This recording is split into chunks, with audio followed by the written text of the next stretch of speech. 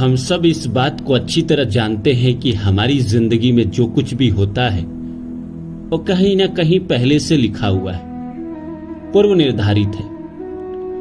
हमारी जिंदगी में जो घटनाएं घट रही है, अच्छी बुरी, हैपनिंग, सैडनेस, वो सब के सब कहीं ना कहीं पूर्व निर्धारित है, पहले से तय है।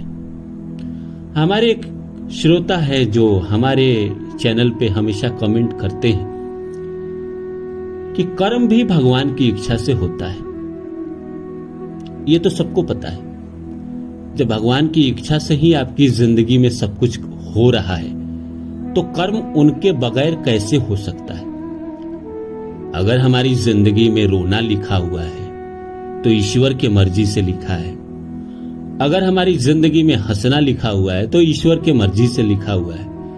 तो जो हम कर्म कर रहे हैं, अच्छा या बुरा, ये सब क्या ईश्वर तय करते हैं? हर किसी को पता है कि ईश्वर ही तय करते हैं। कई बार मन में सवाल आता है कि भाई चलो, अच्छे कर्म की तो बात है कि मान लीजिए ईश्वर ने हमारे कर्म को अच्छा लिखा तो हम अच्छा कर रहे हैं, बुरा लिखा तो हमारे साथ बुरा हो रहा है। इस संसार में जो आतंकवादी हैं, जो दुनिया में बम ब्लास्ट करते हैं, लोगों को मारते हैं, या कई ऐसे पापी हैं जो लोगों को सताते हैं, उनका पैसा हड़प लेते हैं, तो क्या ईश्वर इनको ट्रेंड करते हैं? क्या सबके सबको ईश्वर ही बताते हैं कि तुम्हारे ये कर्म है? कई बार मन में संदेह आता है भाई कि क्या जिंदगी में हमारे साथ जो हो रहा है वो राम रचे हुए हैं या हम भी कुछ करते हैं कर्म के माध्यम से? क्योंकि मान लीजिए अगर हम अच्छे कर्म ईश्वर के मर्जी से कर रहे हैं तो बुरे कर्म किसके मर्जी से कर रहे हैं? भगवान कृष्ण गीता में अर्जुन को समझाते हैं। जब अर्जुन पूछता है कि प्रभु एक बात बताइए कि मैं नादान हूं, मैं बालक हूं, मुझे नहीं पता है, कर्म का सिद्धांत मुझे नहीं पता है, और मुझे यह भी नहीं पता है कि प्रारब्ध में मैंने कौन सा कर्म किया। लेकिन एक बात बताइए कि मैं तो बुरा कर्म करना चाहता नहीं। मैं तो चाहता नहीं हूं कि मैं किसी का कुछ बिगाड़ूं, किसी के साथ गलत करूं, या मैं ये भी नहीं चाहता कि मैं रास्ते से चलूं और मेरे पैर फिसले और मेरे पैर टूटे। तो ये कौन है जो बलात् मुझे धक्का देता है और मैं गिर जाता हूं और मेरे पैर टूट जाते हैं? ये कौन है जो बलात् मुझे धक्का देता है और मैं किसी लड़की को देखता हूं और उसका बलात्कार कर देता हूं? यही कौन है जो मेरे अंदर आता है और मैं किसी का हत्या कर देता हूं? मन में इस तरह के सवाल आते हैं ना। भगवान कृष्ण कहते हैं प्रकृति के 3 गुण हैं, तमस, रजस, सत्व। हर इंसान के अंदर 3 गुण होते हैं। ईश्वर तो हर इंसान को उसी गुणों के साथ पैदा करते हैं। कर्म तो भाई तय है, लेकिन वो 50% ही तय है। मैंने अपने लगभग 100 वीडियो में ये बात बोला होगा कि आपके जीवन में मात्र 50% प्रारब्ध के कर्म काम करते हैं। इस जीवन के 50% आपको फ्री विल दिया गया है। अगर आपको यकीन नहीं होता तो आप मान के चलिए जो आप गलत कर्म करते हैं। अब आप कहेंगे कि मैं कौन सा गलत कर्म करता हूं? मैं कह रहा हूं कि आप पुरुष हैं और कोई रास्ते से स्त्री जा रही है, लड़की जा रही है, आप उसको देख के लट्टू हो गए, उसके आप शरीर को अपनी आंखों से देखने लगे और गलत जगह पे देखने लगे, क्या ये पाप नहीं है?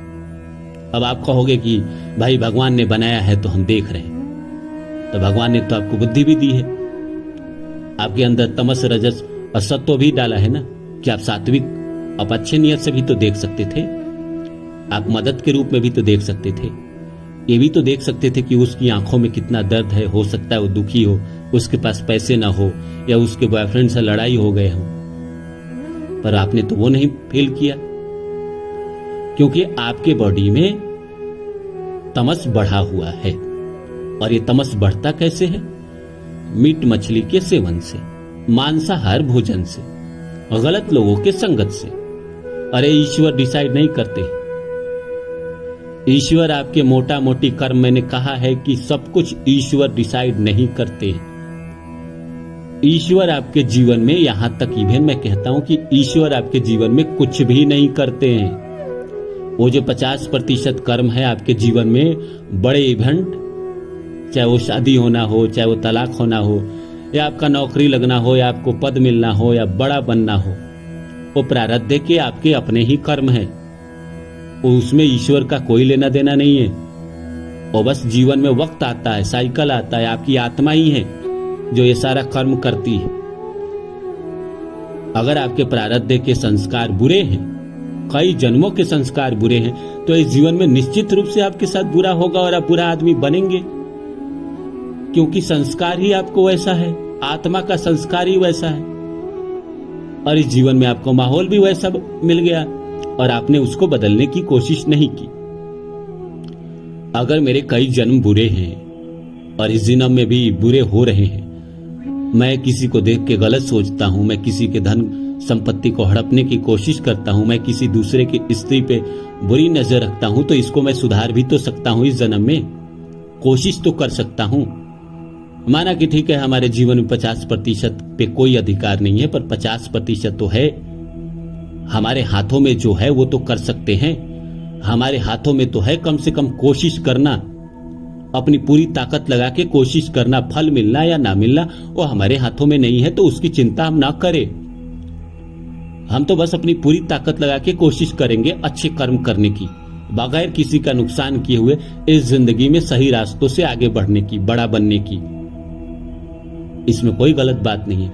आप किसी दूसरे को नहीं हटा रहे हैं, कोई किसी को नहीं हटाता। लता मंगेशकर जब इंडस्ट्री में आई तो उनसे पहले भी बहुत सारे सिंगर थे, उन्होंने भी अपना जगह लिया, उनके बाद भी कई सिंगर को जगह मिला। तो कोई किसी को हटाता नहीं है, खुद कोई अपना जगह बनाता है और अपने इस जन्म के कर्म और प्रारब्ध के पुण्य कर्म और प्रारब्ध के संचित कर्मों के बदौलत तो बनता है। जिसके इस जन्म के कर्म बहुत बेहतरीन होते हैं और प्रारब्ध का 50% का साथ मिल जाता है, उसके बल्ले बल्ले हो जाते हैं। जिसके इस जन्म के कर्म तो अच्छे हैं लेकिन पीछे के जन्मों के कर्म बहुत अच्छे नहीं है, तो उसको साथ नहीं मिलता, वो परेशान होते रहता है मेहनत कर करके। अब इस बात को समझिए, बस इतना ही फर्क है, बाकी कुछ नहीं है। अगर प्रारब्ध के कर्म अच्छे हैं तो आप इस जन्म में जो मेहनत करेंगे, जो कोशिश करेंगे, उसमें आपको सफलता मिलेगी, सहायता मिलेगी आगे बढ़ने की। अगर प्रारब्ध के कर्म बुरे हैं तो आप जो इस जन्म में मेहनत करेंगे, कोशिश करेंगे, उसमें आपको नहीं मिलेगा। तो इस जन्म में अगर 100% आप मेहनत करेंगे तो 10 मिलेगा। और जिसके प्रारब्ध के कर्म अच्छे हैं, जिसके पूर्व जन्म के कर्म अच्छे हैं, वो 20 मेहनत करेगा तो उसको 100 मिल जाएंगे। और कई जन्मों से वो पुण्य कर्म करता चला आ रहा है, तो उसको तो फल मिलेगा ही मिलेगा। भगवान आपकी जिंदगी में कुछ नहीं करते हैं। और ये आपके संगत का भी असर होता है, आपके माहौल का भी असर होता है, आप जिन लोगों के साथ उठते बैठते हैं उनका भी असर होता है। 50% आपके हाथों में कर्म है, आप इसको बदल सकते हैं। अच्छे लोगों के साथ आके, अच्छे लोगों के संगत में जाके, अच्छी किताबें पढ़ के, अच्छे लोगों को सुन के बदल सकते हैं आप।